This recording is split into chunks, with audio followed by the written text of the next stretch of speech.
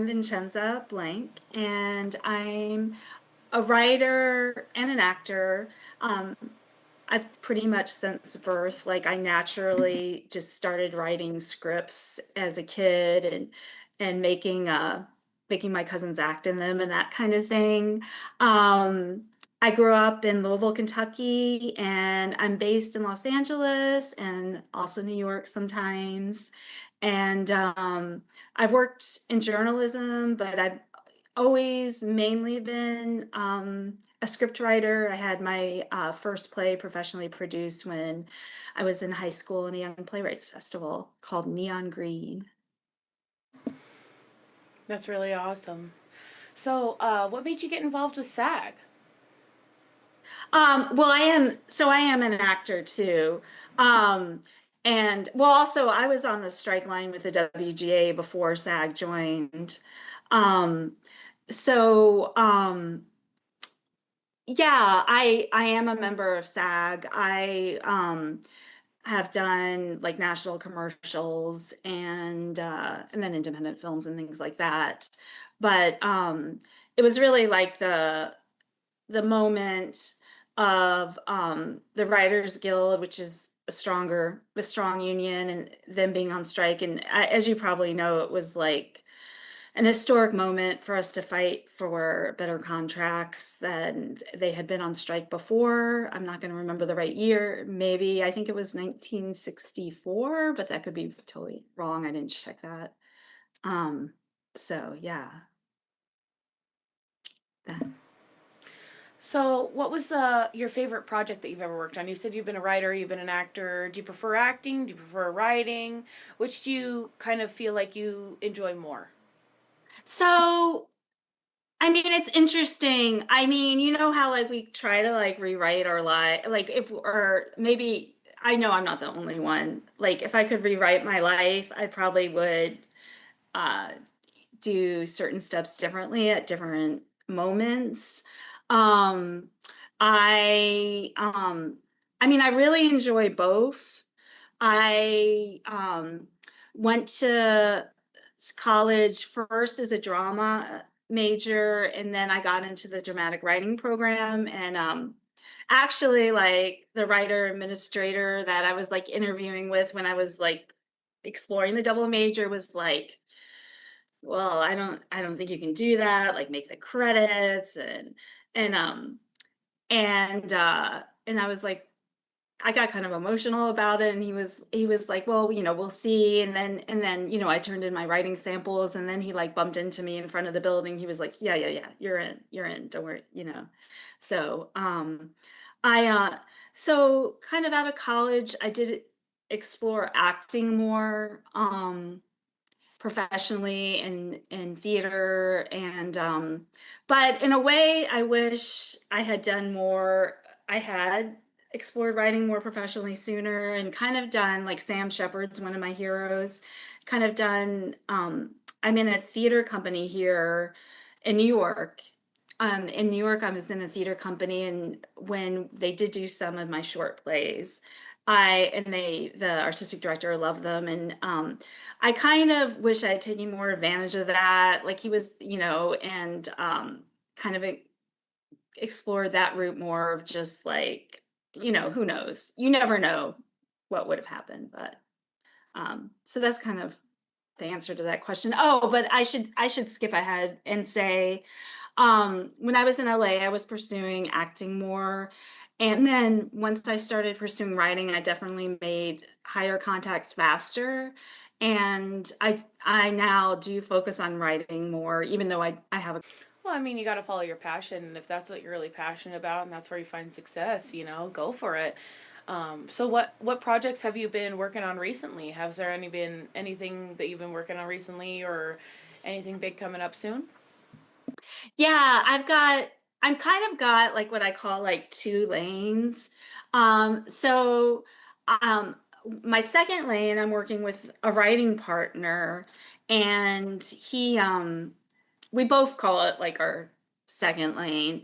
And that we're like brainstorming together and writing like TV movie pitches, like Hallmark kind of Christmas, but also like Netflix, which can that kind of feel, which can be a little more out there. And um so we've already been talking to a couple producers about that. And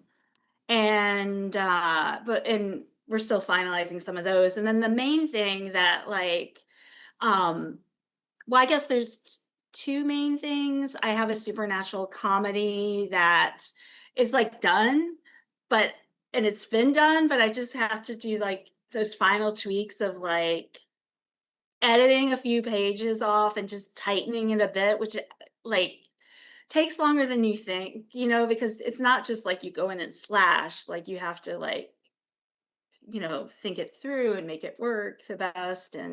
Um and I'm excited about that, and people have been responding really well to that, like light up when they hear about it. And yeah, and then I also have like a more like not Hallmark type of more bittersweet, darker romantic comedy that I think should be in production right now. It's not, but let's say it's going to be in a moment. Yeah, sometimes you just gotta manifest it and it'll work out, right? Right, right. So, what's your favorite project that you've ever worked on? Oh, that's right. That was one of your questions. Sorry.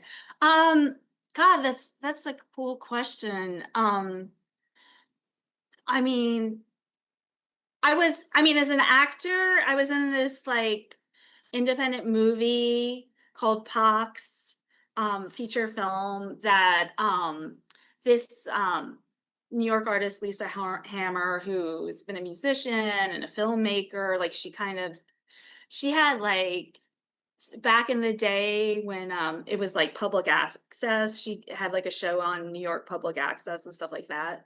And I remember like when I was like shooting that feature film, like waking up and being really excited to get to set. And I got to and like work with everybody, and I played this like mod character and had this like great wardrobe that like one of my friends showed up on set and she was like, "Wow, you really missed your era, huh?" I was like, "Well, maybe I'll make it my era now." But I and then as a writer, God, it's hard. There's been so many like fulfilling projects, really. The supernatural comedy I'm really excited about, my existential romantic comedy. Obviously, they haven't been out there for the public yet. Um is I was hired to write a screenplay that was based on like a classic playwright, and that was exhilarating. Just like I had like a really tight time frame, and I had to deliver like a polished screenplay by that deadline, and that was like I wouldn't necessarily always want to work under that kind of time constraint. You do have to work under deadlines sometimes as a writer, but like that was intense. But like to work with the history because it was set around the like coming out of the Depression, beginning of World War II, and with like the play, the source material, but bringing it into a different era. That was like really exciting to work on. And I guess my original play that got produced, Neon Green, was great. And then I'll say one thing about journalism, which I can talk more about later, but like, especially when I first explored journalism, the first projects I had in working with the managing editor at the time at LA Weekly, um, that was like really cool. That's good. Oh, that's really awesome. Sorry, I was just adjusting the camera. That's okay. I was like, I'm like, I know, like, it's hard to pick one favorite, really, like, with that kind of Oh thing. yeah, I'm sure. And you have such a huge collection of, stuff under your belt. So I'm sure so who's your favorite celebrity that you've worked with? Oh, wow. Um, I mean, in terms of like, oh my God, I hope I pronounced her name right. I only worked on her, but this is really relevant to something I even watched last night, and you may know, she's a Japanese American comedian, Aiko, and if I feel terrible though because I'm like, what's her last? Anyway, I was in a music video with her, directed by my friend Tristan, and I just watched a movie that I executive produced last night. Um, but I saw her on No King's Day in LA, and we had a nice little conversation despite everything that's going on, and about like bringing like the artist energy to the protest.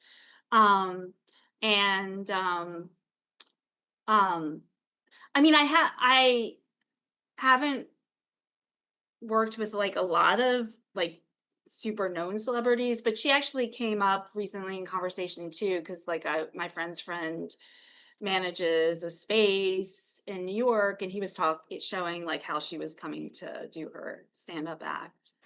So who'd you say you're most inspired by? Oh wow. I mean, this is kind of like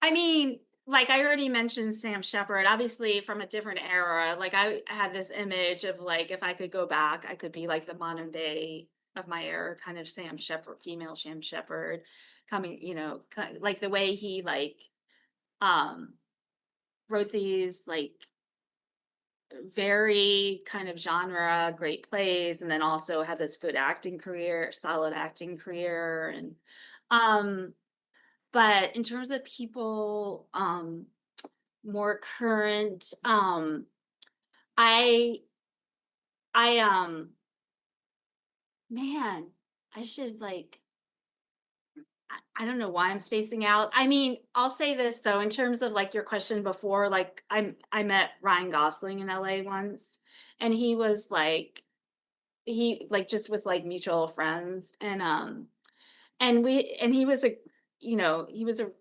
really like present person. Like he came up and introduced himself to me, and we had like a few things, a similar sense of humor. And then like after that, a friend said to me, like she was watching an interview with him, and she was like, you know who has like a sense of humor? Yours like kind of takes you by surprise, sense of humor. And she was like, Ryan Gosling. I was like, oh my God, I just met him, and we do have that kind of thing. And so he's definitely somebody that like I hope to work with someday. And I know from obviously he has super strong acting career, but I know from like the film that he did make and write and direct that he that there's some similar things we could explore if he was like I want him to direct like one of my films or something like that.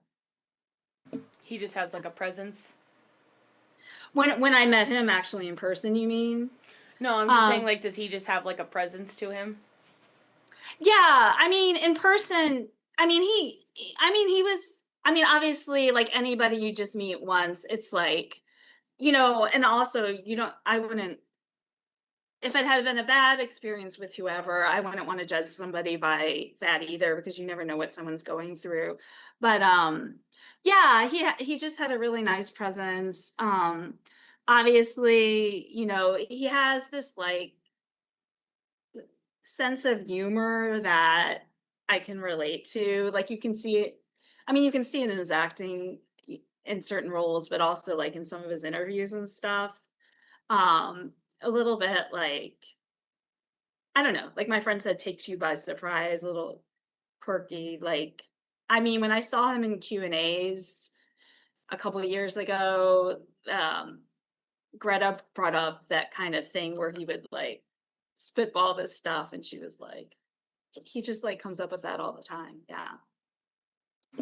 Well, that's really cool. It's nice to hear that when, especially like A-list celebrities, when they're nice.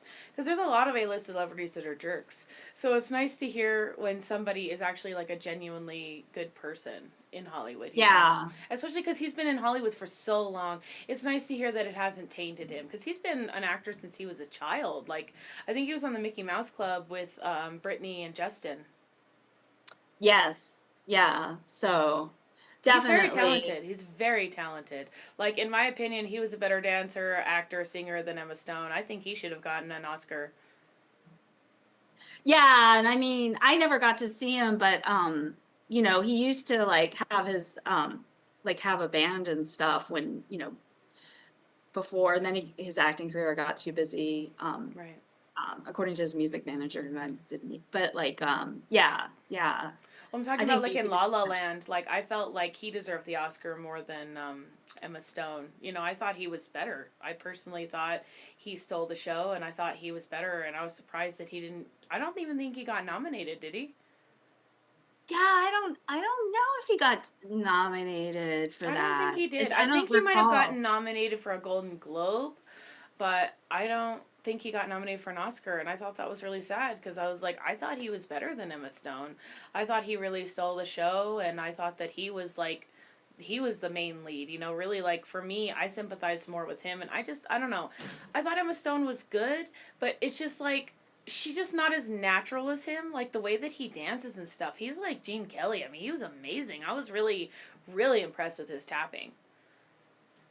Yeah. Well, I think it's been more inherent to his life to work on that side of his, like the musical side of his Right. craft too. And then like, yeah, but yeah, I remember like that I I like the feel of that movie overall. It was like impressionistic. You know how like you can't pronounce certain words at certain times in Yeah, literature? yeah, I get that. I get tongue tied too. Yeah. So, do you prefer comedy or drama? Um, God, that's like another one of those questions because I would say my main voice is a writer. I mean, if I'm hired to write something or I have a specific assignment, obviously, like I fulfill that.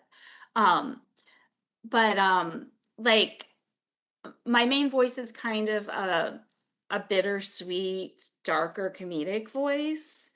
Um, so that definitely has dramatic aspects to it, but it always has the comedic. I mean, as I'm sure you know, in drama, there's always like comedic elements. Like Fellow Travelers was one of my favorite miniseries TV shows that I watched last year, and I mean, it's obviously heart it's like I don't a heartbreaking romance and historical and but like there's some great moments of comedy that just like make you laugh and wit, so it's important too. I always say that about comedy and drama, that there should be a little comedy in every drama and there should be a little drama in every comedy, because it makes it so that it kind of does this rather than just kind of doing this the whole time. You know what I mean? So it's like it gives you peaks and valleys. It gives you kind of movement in the feelings, so that way it's not so heavy the whole time when it's a drama, or it's not so funny the whole time, kind of gives you a little break. And, so that way when it is funny again, it's like, oh, that was really funny. You know what I mean? So I believe that too, that there should be a little bit of each in both. We should all like, there should always be a little comedy and drama. There should always be a little drama and comedy, because I think it really gives it depth and it gives it more life than if it's just like a straight comedy and everybody's farting the whole time. That's not funny the whole time. But if there's a little drama in that and it gives it a valley, then when you peak again, then it's funny again. It kind of gives you like a little breath. Yes. Yeah. Yeah, exactly. So, what do you like most about working in the industry? Well, yeah, it's good to look for the positive, right? um um I mean, for me, you know, like from my heart, like, I mean, the reason that I've always wanted to do it is because it's like if you have these stories, you have the opportunity to share them, and you want, to get them out there to people, and so, from things why you want to work through industry where things are really distributed and stuff is so that you're sharing those those the pathos of life, that in a way that hopefully brings some light to somebody, or like helps them feel less alone. Um, and so, I mean, that's like the ideal is to be able to share those stories. I mean, and and it's great when you're I mean, I think it's fun. Like I was like about the romantic comedy, I was talking to like a potential producer director a little while and he was like, "Oh, do you want to direct it?" And I mean, there's a lot of different ways to make art. And I'm like, I kind of like seeing I'm like I like seeing the way another director interprets my work. It's cool. And so like the collaborative thing of like taking this story and getting to work with it, so hopefully some other great artist and bring it to life and share it is is really cool when that works. Yeah, I totally get that. So do you prefer LA or New York? Which do you think is better? Like, do you like, because I mean, they're both very fast paced cities, and I think they're, in a way, they're both very different. Like, I feel like New York is almost a little grittier, a little harder, a little darker, whereas LA, it's a little brighter, everybody's near the beach, everybody just kind of almost seems happier. I don't know. That's just my interpretation of it. I've At never least actually they act been to New like it. York. Yeah, I've never actually been to New York, but that's just my interpretation of New York is that everybody's a little grumpy. And like in LA when I went there, it just felt like everybody was just kind of happy. You know what I mean? I mean, sort of. Like it was still kind of the same vibe, but it just felt different. I don't know. That's just me. Which do you prefer? um well, I definitely think you're right that they're quite distinct. Even I the short answer is I prefer New York. um to go more into detail,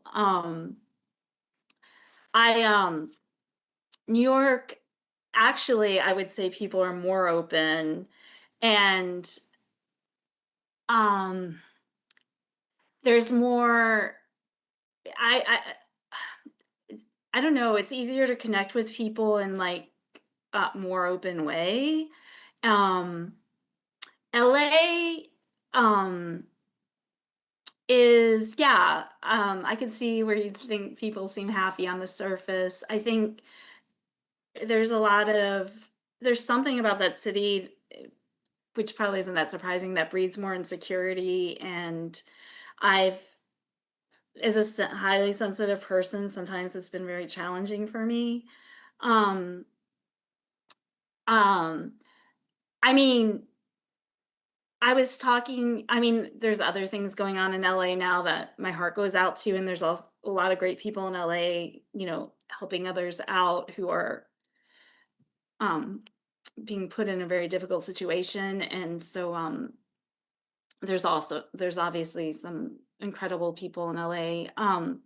But in terms of the industry, I mean, I was talking to like I guess he would mainly call himself a producer, like um at a coffee. Oh my God.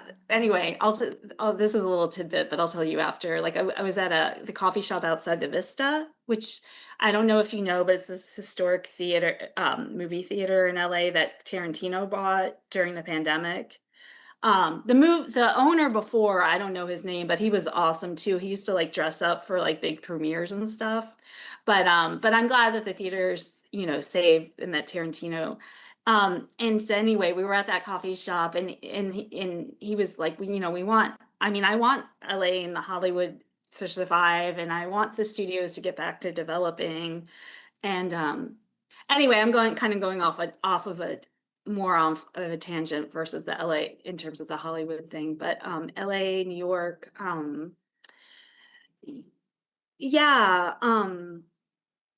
I mean, I'm fortunate to have some really great friends and artists in LA, but I mean, I've been bullied in LA and things that um really have taken, take a person by like affect a person, are difficult.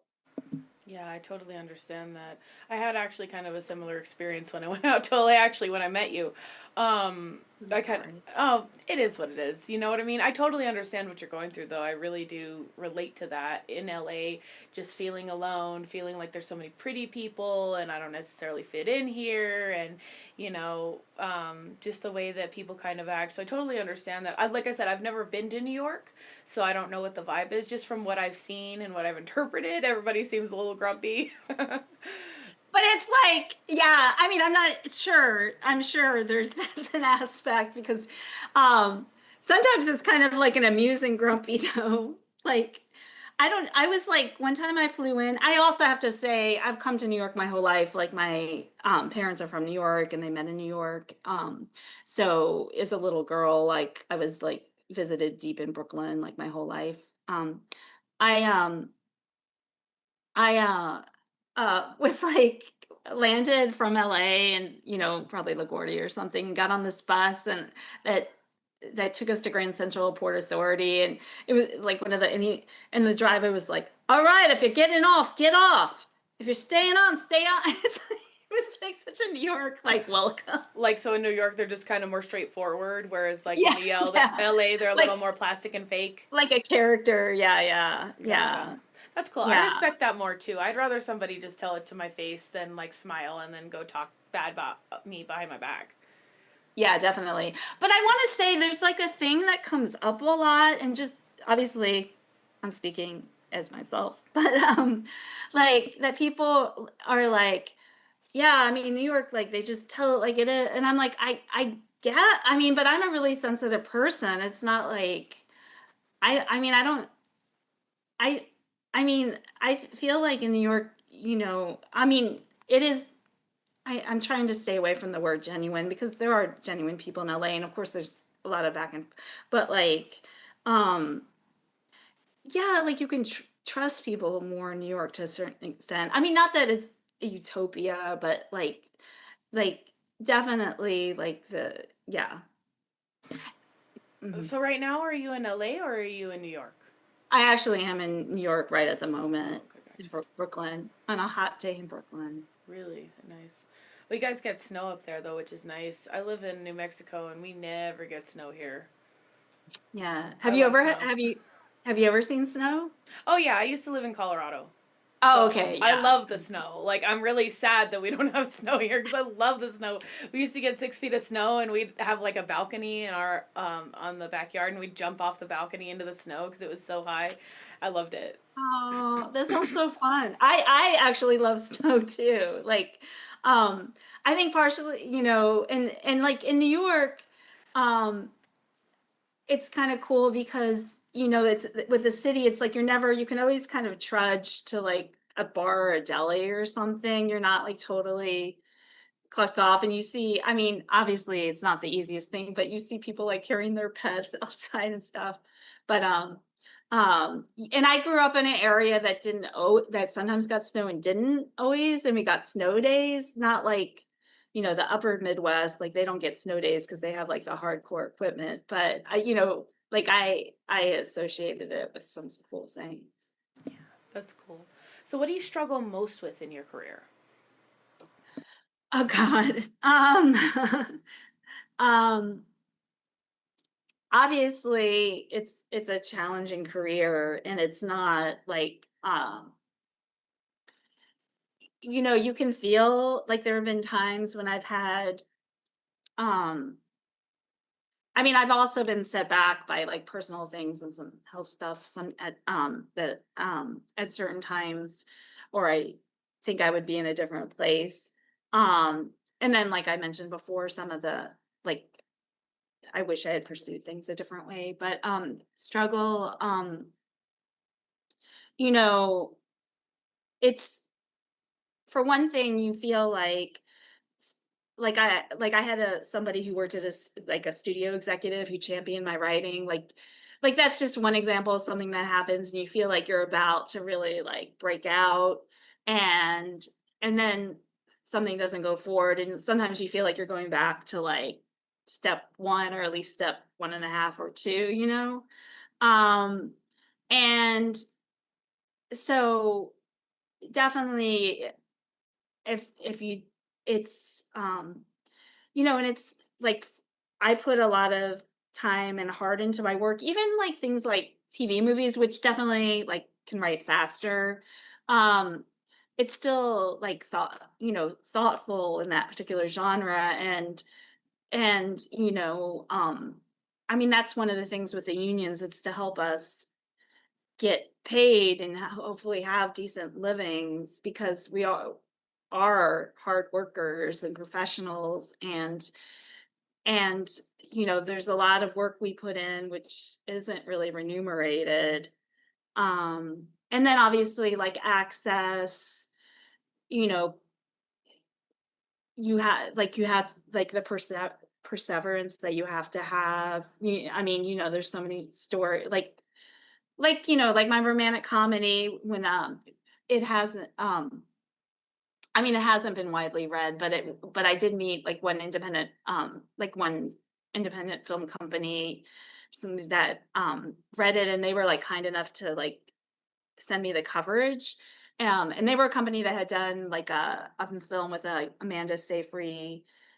And I think because they had gotten such positive coverage from the first and second, they had 3 people read it, and, like, the one of the readers 2 of the readers were really positive, and one of the reader was like, "This is magnificent. The Echo Park story is magnificent," and then the other one hated it. So you have to find the right fit, like, that can really move you forward, um, and, uh, and it has to come to so, yeah, definitely the kismet thing is it's difficult. Yeah, it's like you have It to find the right moment and you have to find the right producers and stuff. I totally get that. A lot of Hollywood is like that, where it's like you find the right moment. Because there have been times when things have come out and it wasn't the right moment and it didn't do very well, but then it became like a cult classic. So you just got to kind of keep your chin up, you got to keep trying, because really Hollywood is almost like sales, where it's like you get 500 no's and then you get one yes, and then it's a very tentative yes, and then they still could just whatever. You know what I mean? So I totally understand that. So who would you say yeah, like is the mental health thing, I would just say is like one of the struggles is like yeah, keeping managed. right. Yeah. Right, cuz nobody cares how you feel. They chew you up and spit you out and leave you on the street. They don't care. So you have to look out for you. I totally get that. So who would you say is your favorite actor? Oh God. I feel like this. I know, like why I mean it's like I admire a lot of people and I'm like I don't know why I can't think of them on the top of my head. I should like um God. I mean like in terms of like stuff, I mean, I don't obviously he's not making movies anymore, but um like in terms of like some older movies from the 90s, like I loved River Phoenix. Um like there was something like beyond and like in his acting like this gift. Right. Well, and it's almost Um like he and Joaquin had a lot of the same elements. So it's interesting that, like, since River died, it's almost like Joaquin kind of stepped into his shoes a little bit. yeah, yeah. Yeah, and Joaquin has done some like very Yeah, interesting he's a movies. great actor. He's really fantastic. I loved him in The Joker. I thought he totally deserved that Oscar. Because, what I like about actors, like, for me, a really good actor is somebody who, like, disappears into that role. So even though John Travolta's done a lot of stuff, when you see him in a role, for me, he disappears into that.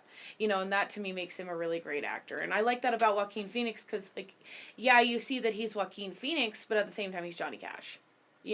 Or at the same time, he's the Yeah, Joker. yeah. Like, he disappears into these roles, and I think that makes him a fantastic actor. Yeah, definitely. And the risk taking, Right. there's just something about them. Because like I was gonna say this earlier too, is like, not sometimes projects just don't, people work really hard and they just don't come together and it's not because people didn't really put thought into it.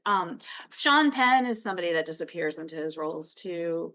But let's think of like um like women, like of all different kinds of TV thing, like, like Kathy Bates, like I love watching her in Matlock. I loved,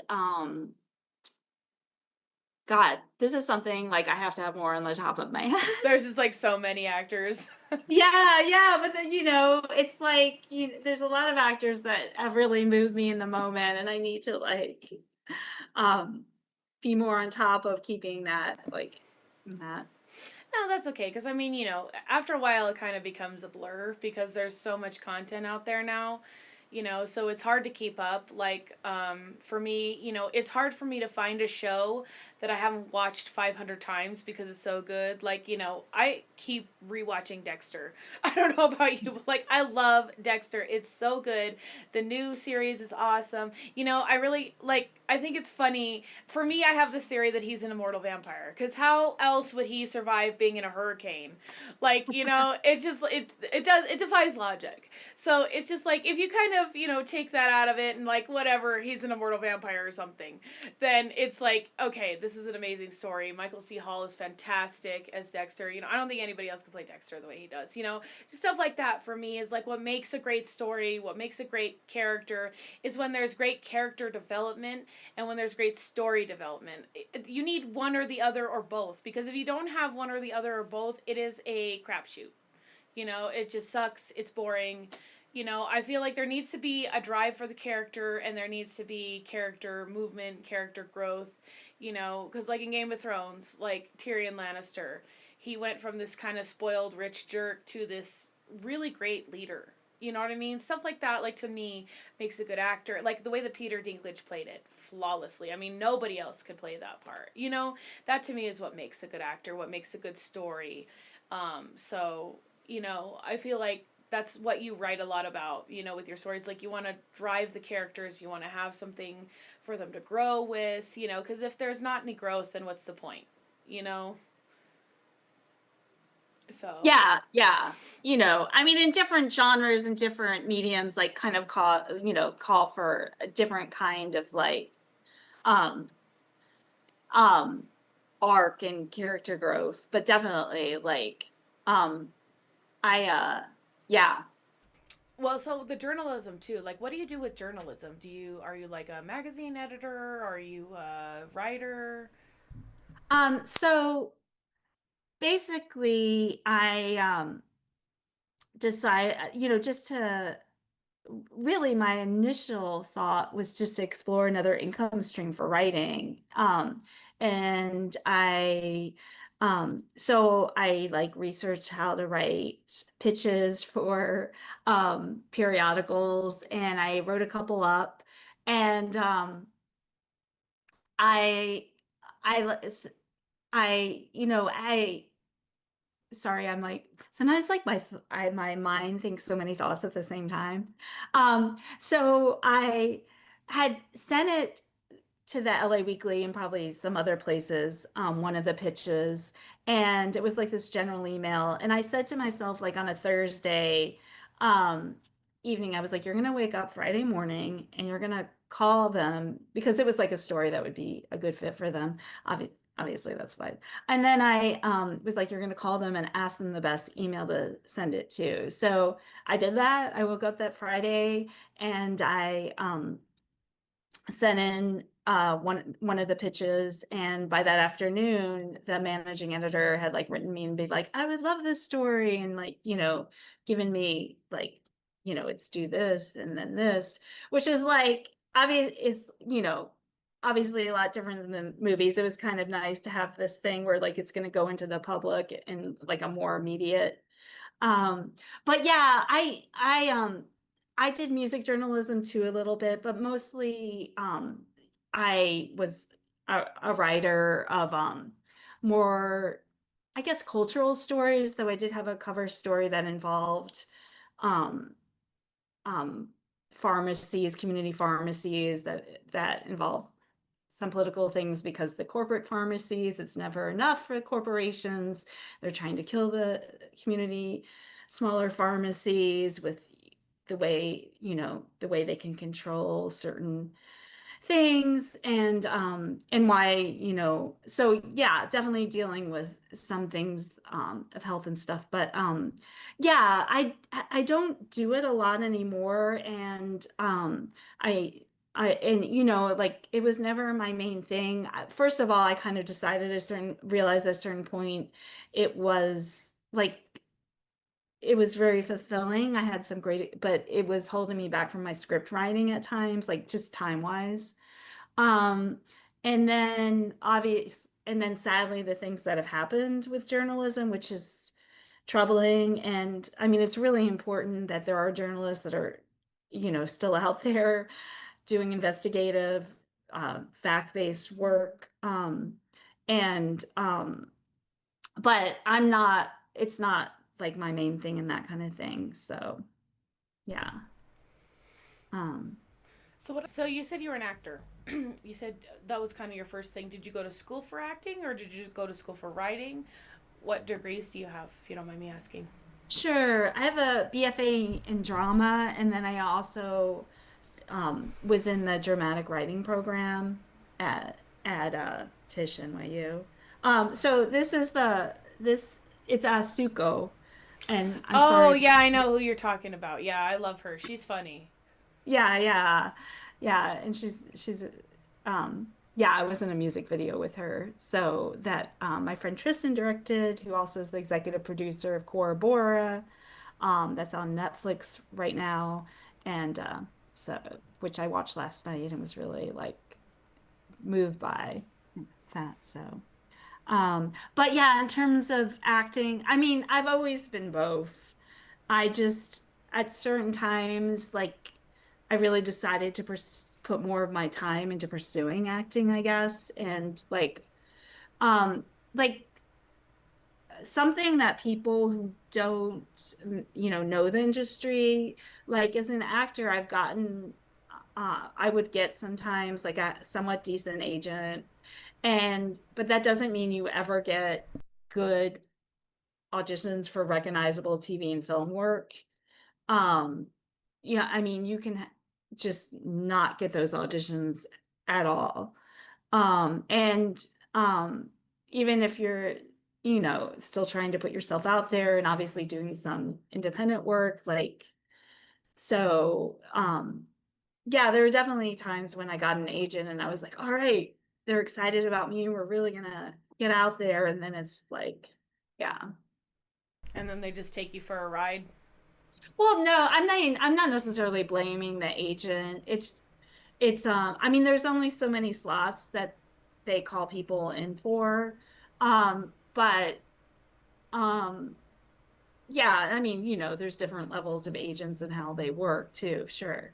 But um it just doesn't mean that you're necessarily they could be working hard to submit you at least, and you just could not be getting called in. I mean, I'm not even just talking about myself. I'm talking about a lot of my actor friends.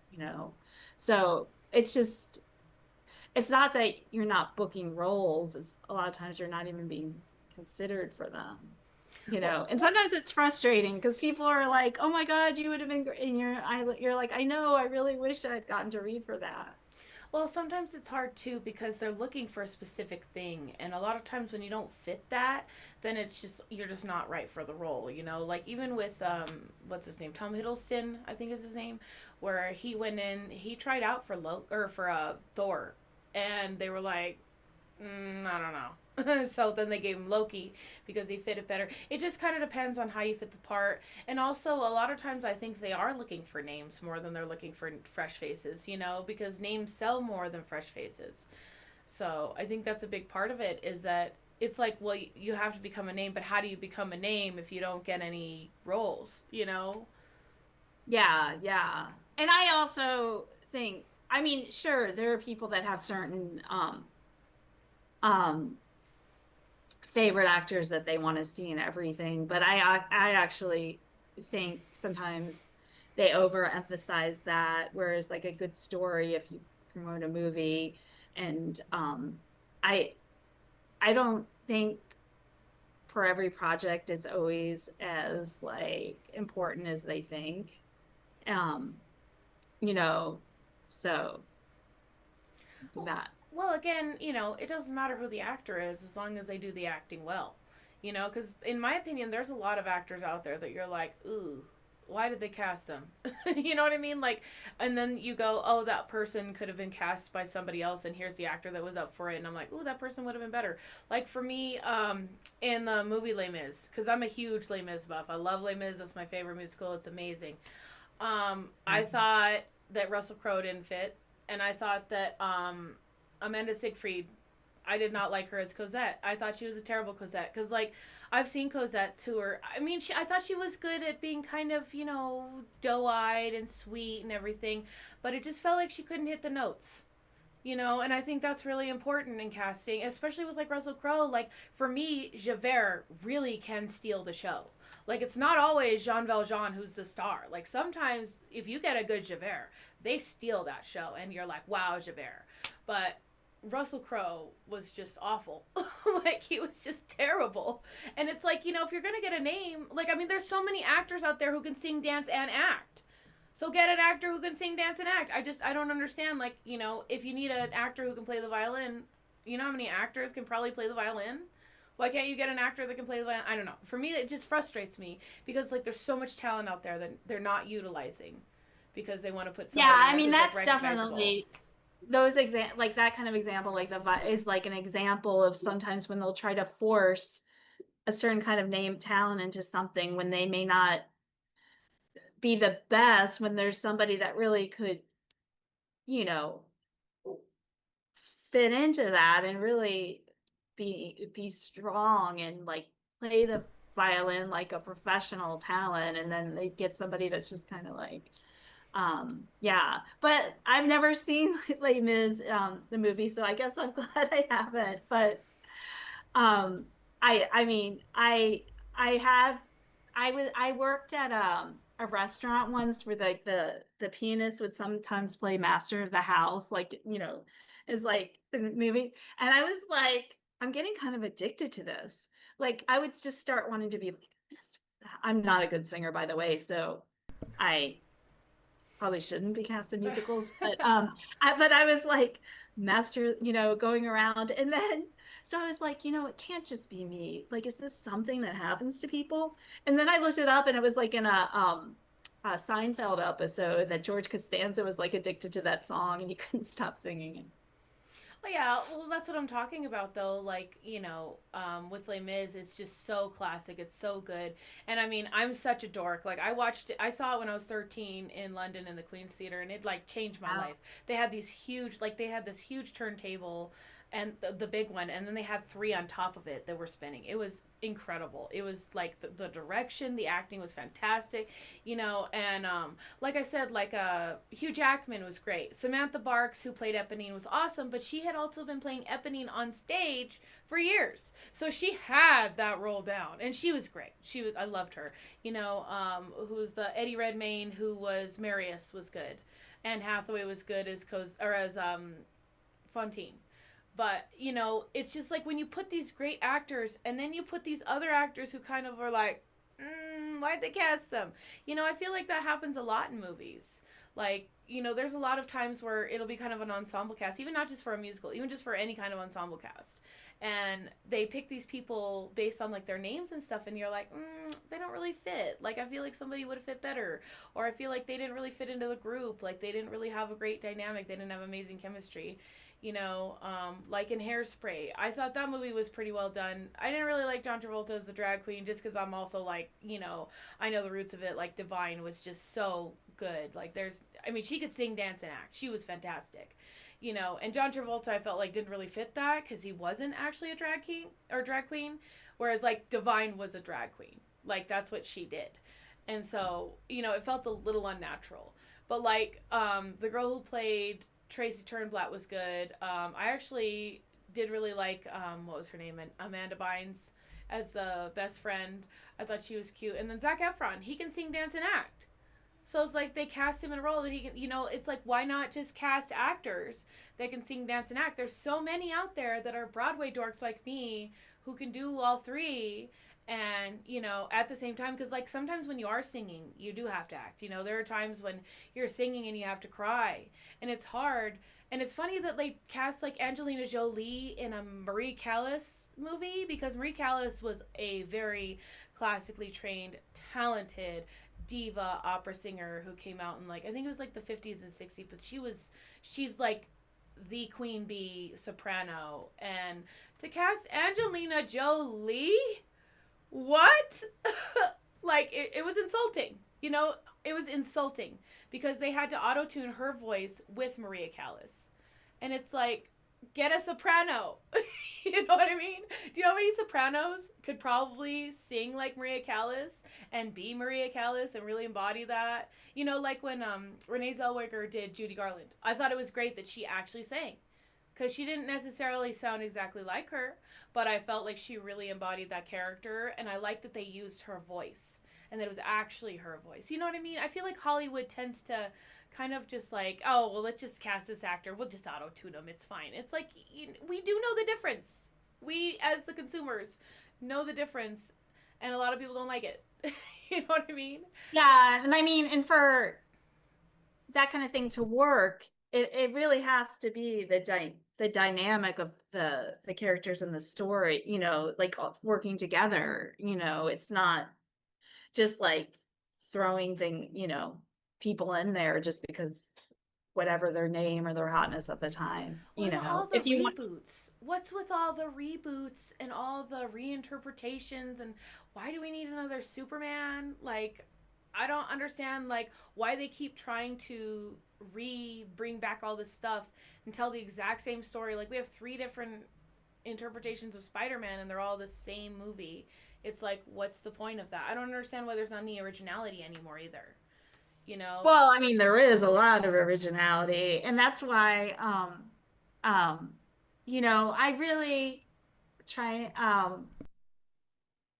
sometimes I have to, just so I can get out of bed in the morning, like put out there like like some studios in Hollywood, and it's gonna see like why don't we be the one that gets back into developing, like really developing different movies of like lower and mid budget, and like have some successes, and then there'll be more of that because it's just like they're hanging, and there's so many talented writers and stories that have that originality that so Well, yeah, but then people like even though it's not Disney. happening, go ahead, what are you Oh saying? no, no, go ahead. No, finish what you're saying. Sorry. Even though maybe it's not happening the way it should be or it used to be, like I'm to manifest, it's there's gonna be a resurgence, and Well, I'm talking yeah. about stuff like with Disney. Like, what did they need all these reboots for? Like, you know, when I was a kid and I grew up watching The Little Mermaid and Aladdin and all these movies, I loved them for what they were. And then they rebooted them and they did them in a different way. And it just felt like it wasn't true to the original source material that they put out originally, you know, which was great. And it was like, why redo all this? I just don't understand. They're trying to make money. Well, well, definitely, I would say two different things about that. One, obviously they're playing it safe and nobody really know, and like there's a lot of fear, and then but for some reason that fear makes them put a lot of their money into something they think is safe, that's like a reboot when they could be making more original. But also, I mean, I don't always think like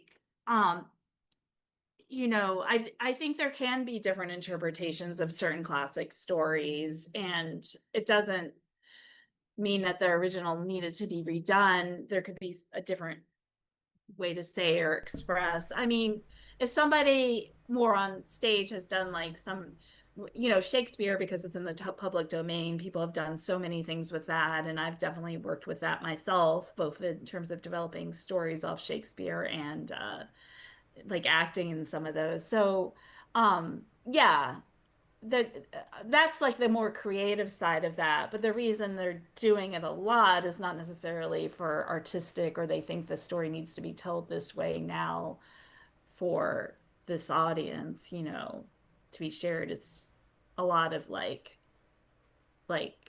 oh, well, let's just do this again. Yeah. Right. Well, see, for me, like the best example of that is like Snow White. The way that, I mean, yeah, the whole Rachel Zegler controversy and everything, but I feel like that was just kind of like a band-aid. I feel like there were other things kind of behind the scenes that maybe weren't making it as successful as it could have been, and they almost kind of used that Rachel Zegler thing to kind of, oh well, this is why it died. And that could have been a big part of it, you know, because she really was not enthusiastic about this part. She talked about how she kind of hated the original movie, you know, and she didn't seem to really be excited about being Snow White. She's like, oh, it's a job, I need money, you know, whereas the other Disney princesses were a lot more enthusiastic about it, like Emma Watson, who cannot sing a word of that song, of that movie, which is sad because, you know, Beauty and the Beast really does need a strong singer. But she was very enthusiastic about it. She did her best, you know, she praised it, talked about how much she loved the original Beauty and the Beast. And that's just one of the examples I can really think of, is the way that Snow White flopped so hard, like really hard, you know, to the point where it's almost like a historic flop for Disney. You know, that to me is such a shining example of why we need original content to be more promoted and more, you know, shown throughout the industry, rather than, we don't need another Snow White. You know what I mean? There's been like 10 Snow Whites in the past like 5 years. We don't need, you know, there was like Snow White and the Huntsman. There was like another one that I think they did, some like Mirror Mirror or something. You know, it's like, we don't necessarily need another interpretation of that. And that's great that they have other interpretations. Like, I think that's cool. But then when you do it frame for frame, and then you disappoint the public, because it's like, we watch these movies and we know them because we watch them over and over and over. So we know every frame. You know, that to me is like, why? Like, just do something original. Like, when Disney did original stuff, that's when it was awesome. You know what I mean? And so that's my take on Hollywood, is that it just feels like we're like stuck in a rut a little bit. Like, we keep making reboots. We keep, you know, even like the Marvel universe is kind of dying out a little bit, because everybody's like, oh, I've seen this. You know, oh, you're going to reboot this again. You're going to you know, it just feels like, why can't we find more independent writers like you who have original thoughts and original ideas? You know, I wish that would be more mainstream. That's just kind of my take on it. I don't Oh, know how you feel about that. definitely. Well, that's what I'm saying. Like, I kind of putting out there that there's a lot of amazing stuff that could be, you know, in production right now. And I have some scripts myself that, you know, that you know, would bring a fresh take, or isn't a story that's already told, and you know, bring lightness and move people, hopefully. And it's funny that you mentioned Zac Efron, because I actually, um, for my romantic comedy,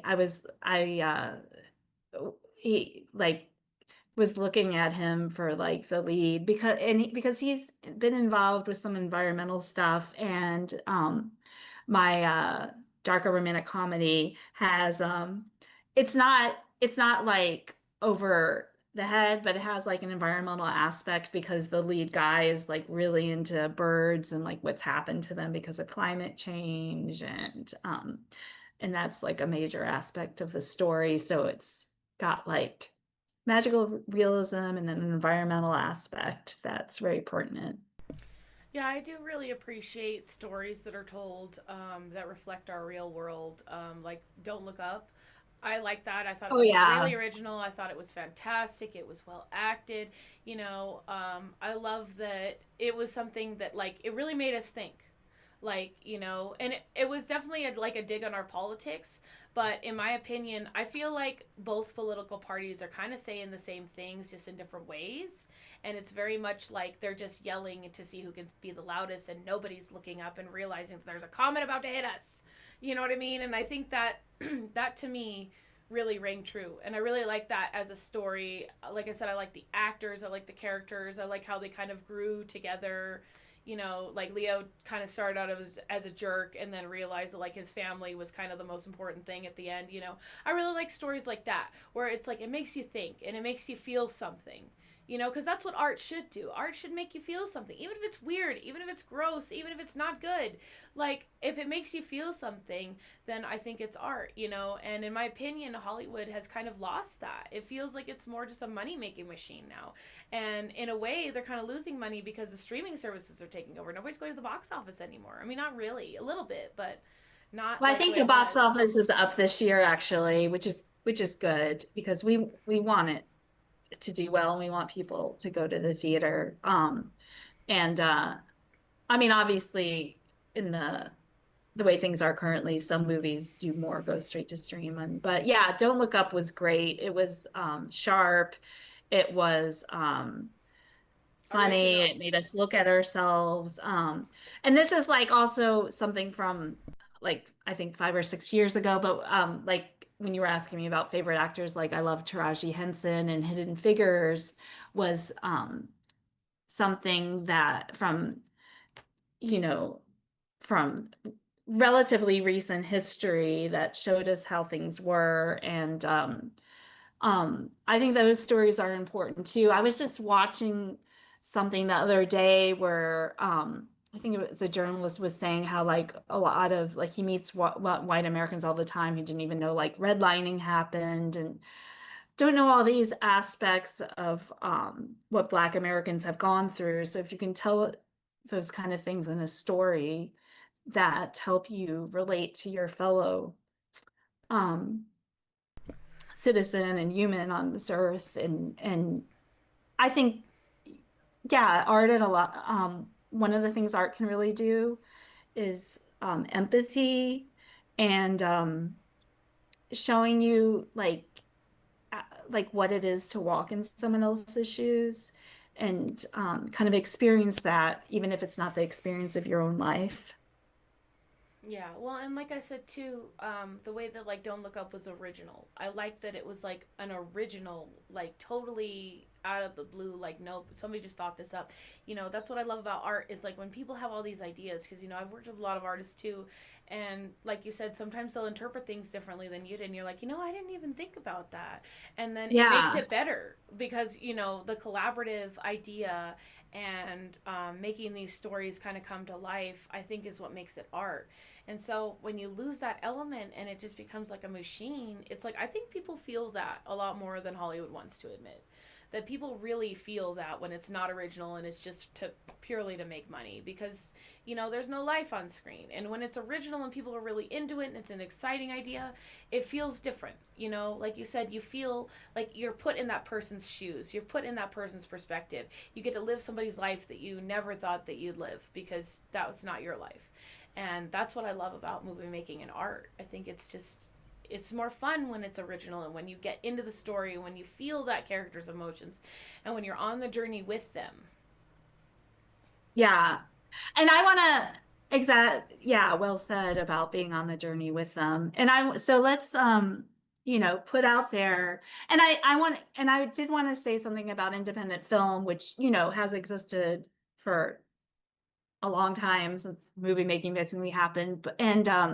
But like for someone like me, I mean, I really want to work with the studios and like um first of all, not coming, people work in different ways. But in terms of the independent movies, like not that I don't support it, obviously, and I have a lot of friends, but it's putting even more on the backs of people who are already working so hard. A lot of us don't come from money. Um, and whereas if the studios develop things and they could have some of these original movies themselves and some of these people, some of these writers that um like I talked to a friend recently who had this it's great achievement, like, wrote and directed his own film, got it produced, had some recognizable talent in it because sometimes that's important, but also like new faces. And I mean, it's like years of work and that's great. But like there are stories that could be told now if they just got financing and development, and we need to like actually eat and pay rent and stuff like that too. So yeah. So let's encourage that there's like Well, have you ever written a book? Have you ever thought about writing a book about like and making um it into a script? I mean, I've thought about all kinds of writing like all the time. I I mean, I tend to like I said earlier, I naturally wrote I mean, I've written short stories, I've written poems, more short stories I would write. But always naturally was like gravitated towards writing plays and stuff and that kind of stuff. And yeah, definitely. But you never know what I might do. Well, I mean, for me, I wrote. Well, I mean, I've written two. I've only published one, but I've written two novels that are like a series of three. I'm still working on the third one, and eventually I want to get it turned into a movie or a show or something. But for me, it was more just about writing how I felt. I've had some really, really bad boyfriends. Specifically, one who literally won't leave me alone and continues to tell everybody I'm a stalker, and I've lost jobs because of him and stuff like that. And so that's really like where I wrote it from. Is like I wrote it based on like my experiences about things, and then also about my faith with Hindu mythology. And I'm really into Hindu mythology. I think it's interesting. So I base these characters a lot on Hindu stories. And so I kind of took that and then I used my interpretation kind of those stories and, just my experiences and stuff like that and kind of created something original. That's why I was asking like if you've ever thought about writing a novel, because sometimes novels can kind of become screenplays, eventually. And that's kind of what I did is like, it started out actually as a screenplay and then I just decided, why don't I just make this a novel? I think it'd be better. So I kind of just wrote the first novel and then the second novel just kind of happened and then the third novel I'm still kind of working on. So, it's just one of those things that I just wanted to see if you wanted to try something like that. It's always good to try something new. And like you said, manifesting new avenues and just manifesting that, your work will get out there because that's the most important part is that, working on you and trying to get your name out there and stuff. And it's hard because there's an ocean of people who are throwing out scripts, So the fact that you've had any success is a win, and you got to celebrate that. Yeah, yeah. And I have a lot of scripts that like I already kind of in like the percolations of the development stage. But I would say what I would love to have done is what I would love to have in this present moment is for my like bittersweet darker romantic comedy. Um I actually pitched it to um managers at IAG and and they had like great things to say about it and like I said, like some unknown reader out there called it magnificent. Anyway, so I would love to like work like that's something that could be done with a dedicated team on a relatively low budget, like work with people like a smaller production company or something like that and get that into production. And then my supernatural comedy I'm hoping to work more with studios and like that just kind of like the original inspiration for that was like Zombieland meets Ghostbusters.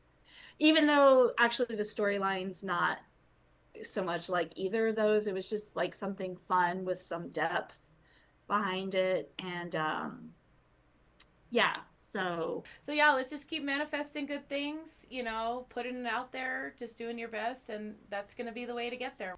okay, so I'll just like pop it off. Like I got this fizzy pop yesterday given to me when I was at a little market in Brooklyn and they gave it to me. So thank you to Fizzy Culture Pop Soda.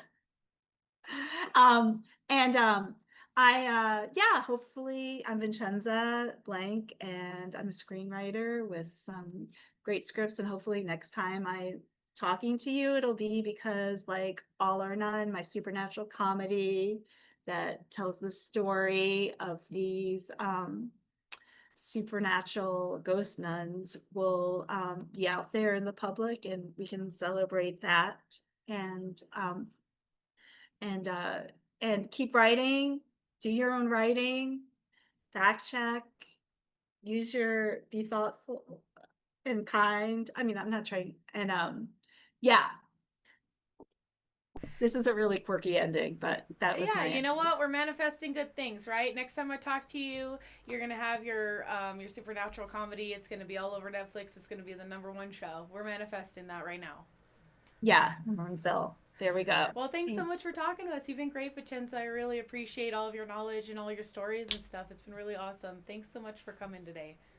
Thank you. Thanks for listening. Have a great You have a day. great night. Great. Thanks. Thank you so much for watching our weekly podcast. If you have an interesting story or topic you would like us to cover, please email us and check out our website at mnzproductions.com. We are supported by donations, so please donate to our Patreon, GoFundMe, or Cash App listed in the description below. And don't forget to like and subscribe.